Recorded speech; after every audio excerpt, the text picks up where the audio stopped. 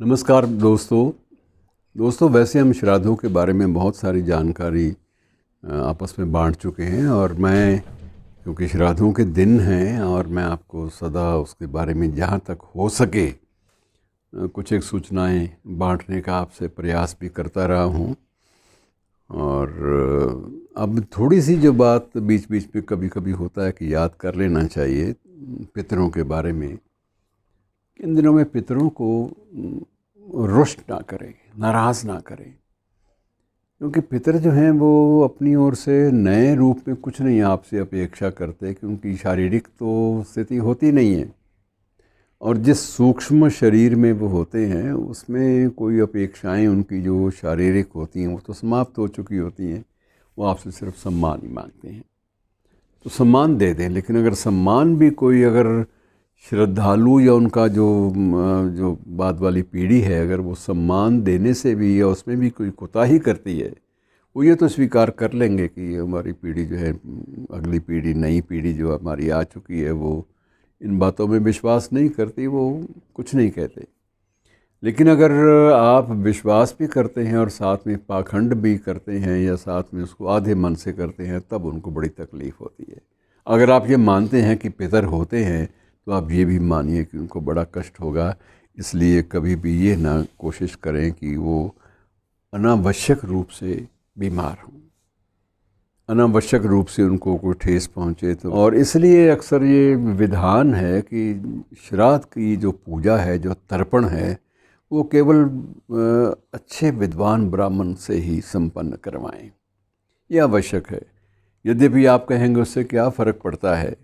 उससे फ़र्क यही पड़ता है कि आपकी जो भावना है, जो निहितार्थ है भावना का, श्रद्धा का या श्राद्ध का, वो बड़ा एक पाकीज़गी के साथ चलता है, पवित्रता के साथ चलता है, एक सद्भाव के साथ चलता है और उससे आपको स्वयं भी मन में एक संतुष्टि, एक शांति और एक सुख का एहसास होता है। मित्रों, मैं इसलिए थोड़ा सा ये प्रसंग आपसे साझा करना चाहता हूँ कि युद्ध हो गया। अर्जुन ने कृष्ण के आग्रह पे कुछ एक बातें मान भी ली, जो उसने कहा वो छोटी छोटी बातें थी, पूरी कर दी। अब उन्होंने पूछा, कृष्ण ने पूछा अर्जुन से कि अर्जुन पार्थ, अब तुम्हारी सारी जो जिज्ञासाएं हैं वो शांत हो गई? कहते नहीं, अभी कृष्ण मेरी एक जिज्ञासा तो रह गई। तो वो क्या है भाई? वो भी पूरी कर लो। उनका मेरी जिज्ञासा ये है कि जब अभिमन्यु मेरी पत्नी की कोख में था तो उस वक्त मैं युद्धरत था और कोख में ही उसने आधा तो वो विवरण जो है वो उसका वो भी सुन लिया, लेकिन आधा विवरण फिर उससे रह गया और वो जो किलेबंदी थी शत्रुओं की, कौरवों की, उसको तोड़ नहीं पाया और पूरा ज्ञान भी नहीं अर्जित कर पाया और मेरा उससे संवाद हो ही नहीं पाया।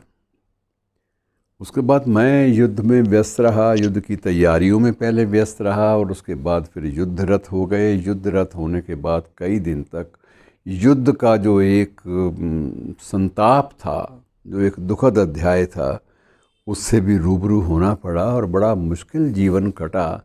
और मेरे मन में ये मलाल रह गया कि वो बड़ा भी हो गया, 16 वर्ष से पूरी आयु का भी उसने 16 वर्ष या 17 वर्ष 16 वर्ष की आयु उसकी हो चुकी थी और युद्ध भूमि में भी उसने अपनी वीरता के जो पराक्रम के जो एक उदाहरण दिए वो अद्भुत माने जाते हैं अब भी। और उसने कैसे चक्रव्यूह को तोड़ा, ये उसका उल्लेख जो है अक्सर महाभारत के कई प्रकरणों में होता है। लेकिन मेरे उससे कभी संवाद ही नहीं हुआ। मुझे ये थोड़ा सा एक दुखद अध्याय लगता है। तो क्या ये संभव है कि मेरा उससे संवाद करा दो? तो कृष्ण ने कहा, भी तुम संवाद करके भी अर्जुन क्या करोगे? तो उन्होंने कहा, छोड़िए, मेरे मन की एक उत्कंठा है वो पूरी हो जाएगी, ना कुछ हो तो ना सही। मैं को भाव विवल होने से तो रहा, लेकिन कम से कम उसकी आवाज़ तो सुन लूँ। तो कृष्ण कहते हैं, ठीक है, पर इसके लिए तुम्हें तो देवलोक ले जाना पड़ेगा। तो कहता है, देवलोक तो कैसे आप ले जाओगे? तो कहता है, देवलोक में भाई सदेह जाना पड़ता है शरीर के साथ और सदेह वहाँ कोई जा नहीं सकता।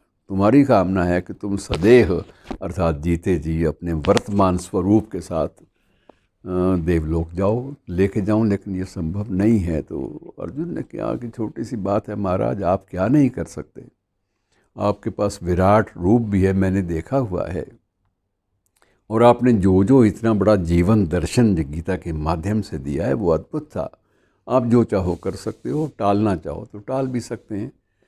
तो कृष्ण ने कहा कि ठीक है, अगर ऐसा है तो मैं तुम्हें एक बार सदेह देह के समेत तुम्हें मैं देवलोक ले जाने को तैयार हूँ, ताकि ये भी, पर इसके बाद और ज़्यादा मेरी परीक्षा, मुझे किसी परीक्षा में न डालना। और कृष्ण अर्जुन को सदैव देवलोक ले गए।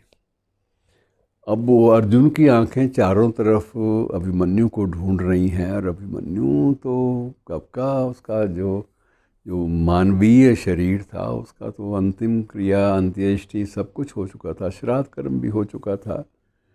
तो उसे कैसे वो पहचानेंगे? तो वो बार बार पूछे कृष्ण से कि कृष्ण मैं कैसे पहचानूंगा? तो कृष्ण ने 2 पल के लिए अपनी आंखें मूंदी और उसके बाद कहा कि अर्जुन, बात ये है कि आत्मा का स्वरूप जो धरती पर होता है जीवित शरीर में, वो यहाँ नहीं हो सकता। तुम्हें अभिमन्यु को उससे बात करनी है ना, संवाद करना है, तो संवाद तो ये है कि तुम वो पेड़ पर वो छोटा सा जो कृमि की शक्ल में जो रेंग रहा है, मैं तुम्हें सही बताता हूँ कि वही आत्मा अभिमन्यु की है। तो कहने लगा, ये तो आपने मुझे टाल दिया, मुझे कैसे पता चले कि अभिमन्यु की आत्मा ही है? कहते तुम संवाद करने आए थे तो उसके पास खड़े हो जाओ, पेड़ के पास संवाद कर लो उससे। अगर वो कीट जो है छोटा सा वो तुम्हें उत्तर देता है सारी चीज़ों के, तो फिर तुम संतुष्ट हो जाना। और अर्जुन बड़ी उत्सुकतावश उस पेड़ के नीचे गया और उसने बुलाया कि हे सुत, अभिमन्यु सुत, तुम मेरी बात सुन रहे हो? उत्तर अभिमन्यु की आवाज़ में ही मिला कि हाँ पिताश्री, मैं आपकी बात सुन रहा हूँ। बड़ा आश्चर्यचकित हुआ, उसको ये भी लगा कि जो जैसे उसके बारे में मैंने सोचा था या जैसे उसके बारे में सुना था, उसकी ध्वनि के बारे में, उसकी आवाज़ के बारे में बिल्कुल वैसा ही प्रभाव मुझे मिल रहा है। तो अर्जुन का दूसरा प्रश्न था कि क्या तुम्हारे मन में कभी संवाद की जिज्ञासा नहीं जगी जैसे मेरे मन में जगी है, और मैं तीव्र जिज्ञासा के अंतर्गत यहाँ आ गया हूँ, तो क्या तुम दूसरा शरीर लेके वहाँ जा नहीं सकते थे मेरे वाले लोक में? तो उसका इतना ही उत्तर था उस आत्मा का कि यहाँ आने के बाद आत्माओं के रूप बदल जाते हैं। यहाँ सभी आत्माओं का जो स्वरूप है वो इतना संक्षिप्त होता है कि उसमें किसी किस्म की, किसी प्रकार की संभावनाएं जो है उसके कार्य क्षेत्र या उसकी कल्पना क्षेत्र से बाहर चली जाती हैं, जा चुकी होती हैं। और मुझे इस स्थिति में ना तो कोई रुचि है वापस लौटने में। मैं देख चुका हूँ जीवन का चर और जीवन के तथ्य, सबको मैंने देखा है, अब मैं क्या देखूँ वहाँ जाके? और दूसरा ये भी है कि ये चीज़ें मेरे बस में नहीं हैं। मुझे ये सब चीज़ें वहाँ से, जब मुझे मेरी अंत्येष्टि हो चुकी होती है, जब मुझे पंच तत्वों में विलीन किया जा चुका है, तो उसके बाद मेरी सभी कामनाएं जो हैं वो व्योम में खर्च हो चुकी होती हैं, मिल चुकी होती हैं, उनका विलीन, उनका विलय हो चुका होता है। अब उनको सबको एकत्र किस लिए करना है? आप आ गए, आपने मुझसे संवाद कर लिया, इतना काफ़ी है। लेकिन मेरा स्वरूप, अगर मैं यहाँ से इसी रूप में आपके साथ, आपके कंधे पे या आपके किसी कोने पे शरीर के चिपक कर चला भी जाऊँगा, तो उससे क्या लाभ होगा? और ये सारा आत्मा का जो दर्शन है, आत्मा के जो अंतस की जो बातें हैं, वो धीरे धीरे अर्जुन के मस्तिष्क में बैठने लगी, और वो भी उस मोह से मुक्त हुआ और उसने कृष्ण के पांव पकड़ लिए कि हे ईश्वर, हे मैं मित्र, हे कृष्ण, तुमने मेरी ये अंतिम जिज्ञासा भी शांत कर दी, और ऐसे ढंग से शांत की है कि भविष्य में मेरी कोई जिज्ञासा शेष नहीं है। अब आप चाहें तो मुझे वापस ले जा सकते हैं। और वो लौट आए। तो ये प्रकरण भी जीवन का एक रहस्य और श्राद्ध कर्म में आत्मा के प्रति जो भी जागरूकता होनी चाहिए उसकी ओर पूरा पूरा संकेत देता है। धन्यवाद।